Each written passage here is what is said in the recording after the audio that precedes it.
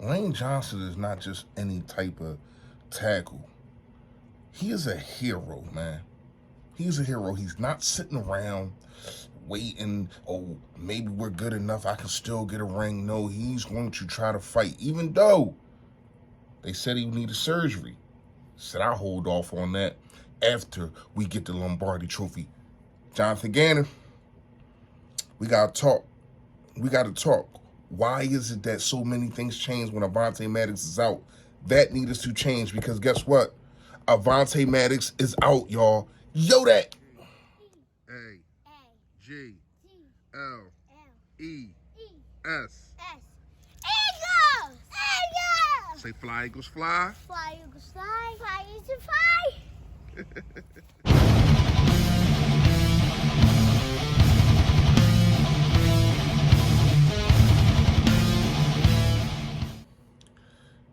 Yo, that man, you know who it is, you know what it is. You're both fully fresh, aka the General here reporting for duty. Listen, if you have not done it, I appreciate it, Vince. If you hit that sub button, that's right down there. There it go. Yes.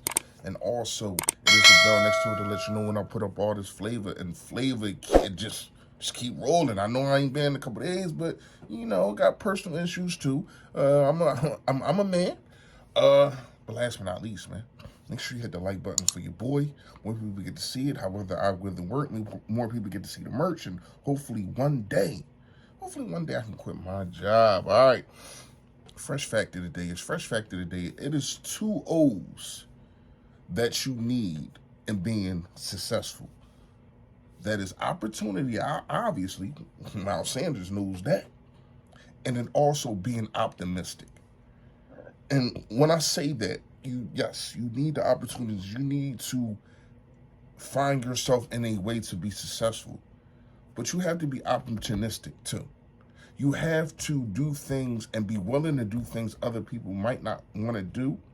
You have to be willing to go the extra mile for either your job or team or whatever, especially if you are not the guy. That's how you be successful, man. This is how you can be successful. Opportunities and being optimistic. All right, enough of the fresh facts. Let's get into some real facts. Lane Johnson, big dog. Big dog. Shout out to you. And he's going to tough it out through the playoffs. Yes, playoffs. Yes, playoffs. Going to the playoffs. Still going to get the first seed. We're going to talk about that for a couple minutes.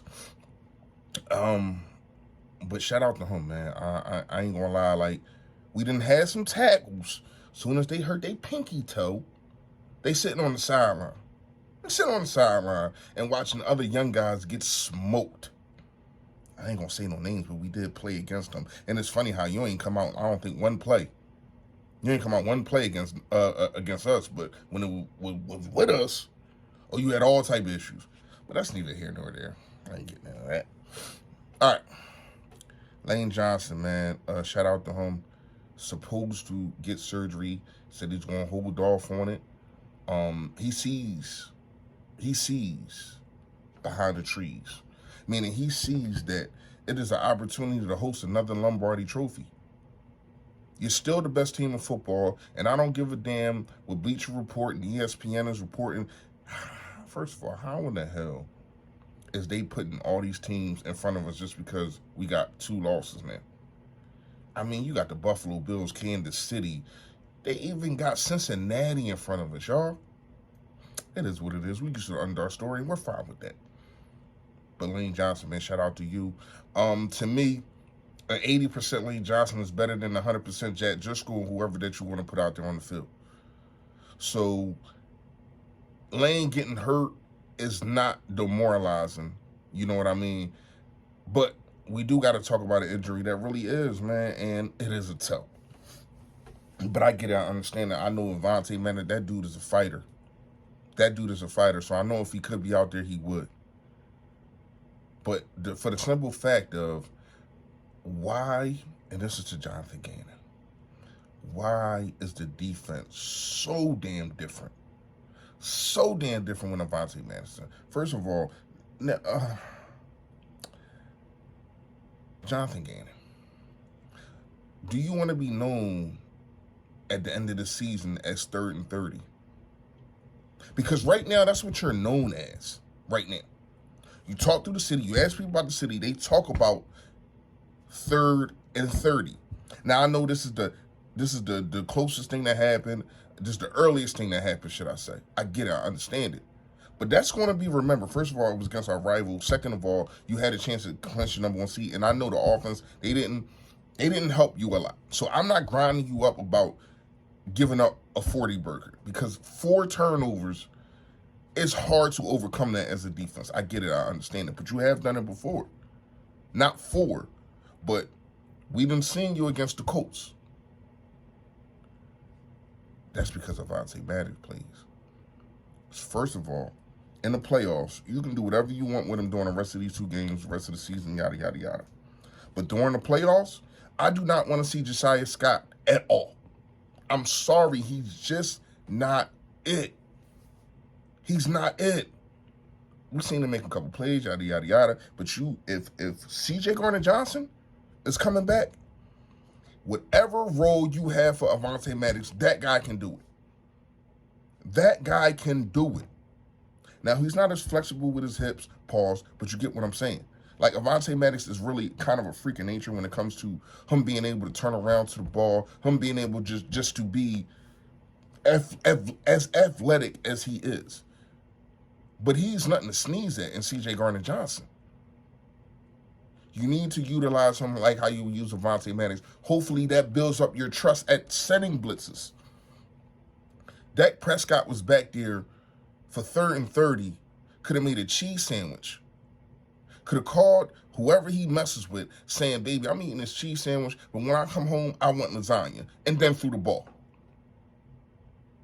That can't happen. And Josiah Scott, now, listen, Slay, you can't do that.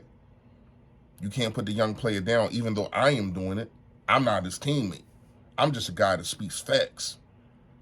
You can't do it. You can't tweet and who fault it was, and I understand because people are going to troll Darius Slay, because as soon as they get a chance to, they're going to say something bad about him because he's been shutting down corners shutting down wide receivers all year.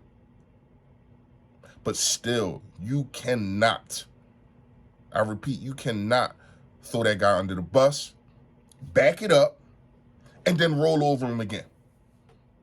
You can't. So I say that to say this. At the end of the day, this defense changes when Avonte Maddox go out, but it shouldn't, especially if you got C.J. Gardner in. We going to the playoffs. We going to be the #1 seed. And I'm going to say this. Suit up Jalen Hurts and Gardner Minshew against the Saints. If Gardner Minshew is poo-poo, and if he plays a game like how he played, of course without the turnovers, if he plays a game, even with probably the 2 picks, if he plays a game like how he played against the Saints, how he did the Cowboys, we come out victorious. I don't care what the score is. Just get the #1 seed. But if he doesn't, I would dress Jalen Hurts, and second half, there you go. Go win us the game, big dog. Not gonna lie to you. I am not uncomfortable. We know of the reason why we lost the game. 4 turnovers and our best player wasn't there. And to me, that should put him up in the MVP. Because everybody, I don't know how a guy like Stephen A. comes out and says, oh, well, Patrick Mahomes losing, that should have put him up in the MVP. But we just lost in a shootout to Dallas Cowboys, and the reason that for real, because our quarterback wasn't there. We still had a chance to win it at the end.